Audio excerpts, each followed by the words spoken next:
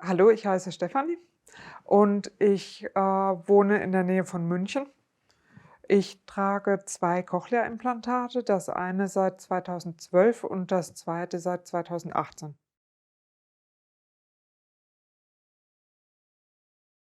Vögel! Vögel, ich mag Vögel am allerliebsten. Ja, also das ist einfach eine Sache, die habe ich, sehr lange nicht mehr gehört vorher und ja, macht mir Spaß.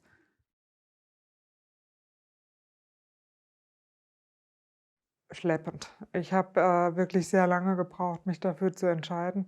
Ich war damals in der Situation, dass ich gesagt habe: „Okay, ich komme mit meinem aktuellen Hörgerät nicht mehr klar." Also, das waren 2. Und ich muss dringend neue Hörgeräte finden. Und ich hatte dann auch einen sehr geduldigen Hörgeräteakustiker, bei dem ich, ja, über ein Jahr in der Anpassung war, ne? Und ich habe dann einfach festgestellt, egal was wir machen, egal was der einstellt, es wird einfach nicht mehr besser als das Hörgerät, das ich eh schon habe. Das war also eine Situation, die sehr, sehr unangenehm war, ne, weil, ich in der Zeit dann auch wirklich die Kontrolle über mein Leben verloren habe und den Eindruck hatte, ich kriege keinen Fuß mehr auf den Boden, ne? Und dann hatte ich also endlich ein Gerät gefunden, was so marginal besser war als das Gerät, das ich eh schon hatte. Und, war damit beim Ohrenarzt, ne, zum das abnehmen lassen sozusagen. Und, der hat sich das dann angeguckt und hat gesagt: „Also, haben Sie schon mal über 'n CI nachgedacht?" Da habe ich gesagt: „Na, ne, warum? Ich höre ja auch was", ne? Aber, das war dann so der Anstoß, mich mit der Sache auseinanderzusetzen. Also, ich war dann in der Klinik für die ganzen Voruntersuchungen und habe mich gleichzeitig auch an die Selbsthilfe gewandt zum, mit Leuten sprechen, die sowas schon haben. Und, habe mich da also wirklich sehr intensiv beraten lassen und, dann, ja, so ungefähr nach einem Jahr habe ich gesagt: „Okay, das mache ich." Also, auf einer Seite.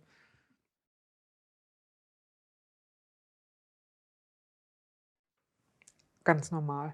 Und das ist, 'ne Sache, die fasziniert mich wahnsinnig, ne? Also, früher war Hören für mich wirklich, stressbelastet, würde ich sagen. Also, das hat mein Leben sehr negativ dominiert, weil es eigentlich sehr einschränkend war, viele Sachen einfach nicht zu verstehen, immer wieder nachzufragen, ganz konzentriert und angestrengt zuzuhören, dann auch zu sagen: „Okay, ich gehe da nicht mehr hin, weil es bringt mir nichts. Es macht mir eigentlich keinen Spaß in der Kneipe mit meinen Freunden, weil ich nicht mitreden kann, weil ich total abgehängt bin."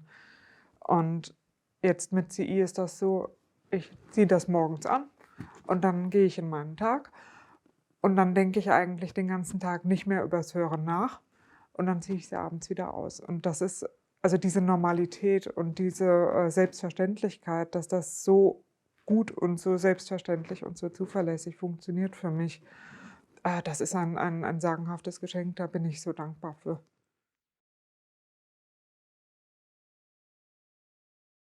Ja.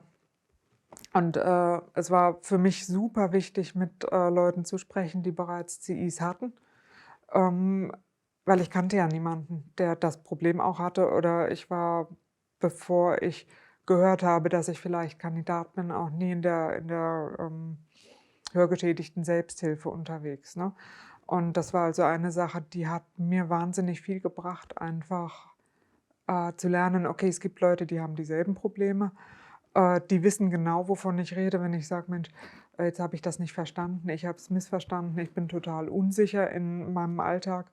Das hat sich so gut angefühlt, sich da einfach aufgehoben und angenommen zu fühlen.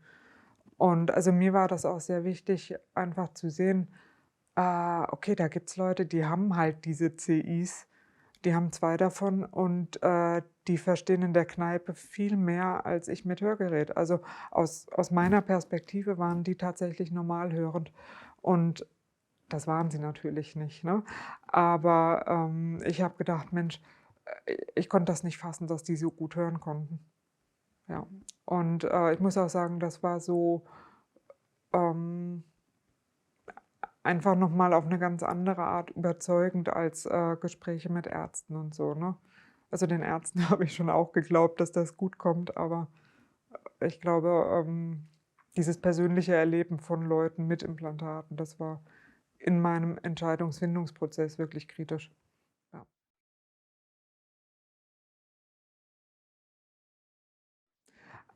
Weil ich was zurückgeben möchte. Also, ich bin Hörpatin geworden, weil ich, selber viel Unterstützung erfahren habe aus der Selbsthilfe heraus damals in meinem, Entscheidungsfindungsprozess.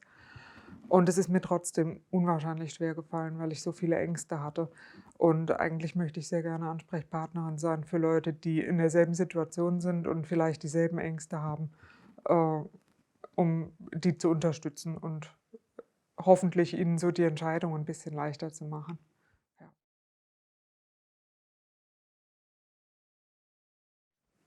Ja, viele.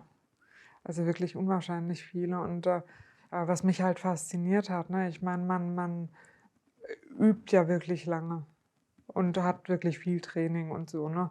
Was mich wirklich fasziniert hat, ist, dass es für mich so wesentlich eindeutiger war als vorher mit dem Hörgerät. Also, ich wusste immer ganz genau: „Okay, entweder ich habe das verstanden und dann stimmt das schon so oder, ich habe es halt nicht verstanden und ich weiß aber, ich habe es nicht verstanden.“ Das ist nicht mehr so ja, also ich habe was verstanden, aber ich bin mir nicht sicher, also kombiniere ich den Rest dazu, sondern das war so: „Okay, ja, also so ist das. Ansonsten muss ich halt nachfragen, weil ich weiß, ich habe es nicht verstanden.“ Und also diese Klarheit, die war für mich wirklich neu. Oder auch so dieses, dass man Leute gar nicht permanent angucken muss, um die zu verstehen, ne? Also, dass ich plötzlich neben meinen Freunden herlaufen konnte und ich musste die gar nicht mehr angucken und habe die trotzdem verstanden. Das war so 'n echter Wow-Moment, wo ich dachte: „Oh, das ist ja fast 'n bisschen unhöflich, wenn du nicht guckst“, ne? Aber also, da konnte ich mir einfach nie vorstellen, dass das geht. Oder auch, Entfernung, ne? Also, irgendwie ich bilde mir immer ein, mit Hörgeräten, da hat mein Hörradius einfach hier aufgehört. Also, das heißt, wenn ich mich mit jemandem unterhalten wollte, dann war das ja fast schon invasiv, weil ich dem einfach sehr nahe kommen musste, ne? Und, das ist mit CI einfach deutlich besser. Also, aus so Entfernungen von 2 3 Metern. Das ist angenehm und ja, ja, also das war wirklich so 'n Aha.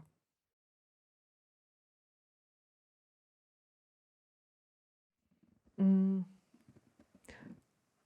also, aus meiner Erfahrung raus würde ich vorsichtig behaupten, dass wenn man in der Indikation drinne ist, kann's nur besser werden. Und, ähm, man muss aber geduldig bleiben. Also, grade beim CI, ich habe es vorhin schon mal erwähnt, ist halt doch sehr viel, Nachsorge und Training notwendig, ne? Also, das ist schon arbeitsintensiv teilweise. Man kann sich diese Arbeit aber so spaßig machen wie möglich, indem man, sich überlegt: „Was macht mir denn Spaß?“ Also, höre ich gerne Hörbücher, dann kann ich mit Kinderbüchern anfangen und, später auf meine Krimis umsteigen zum Beispiel. Ich muss mich nicht hinsetzen und Einsilber pauken. Also, ich würde also dieses Training einfach so machen, dass es Spaß macht und insgesamt, wenn ich meinen Prozessor trage, ist das Hörtraining. Völlig egal, was ich damit mache. Also, einfach, dabei bleiben, lange tragen und, ja, das Leben so gestalten, wie es halt ist, ne? Also, sich auch nicht bremsen lassen dann mit Implantat, weil das macht mehr mit, als, man sich vorher vielleicht vorstellt. Ja.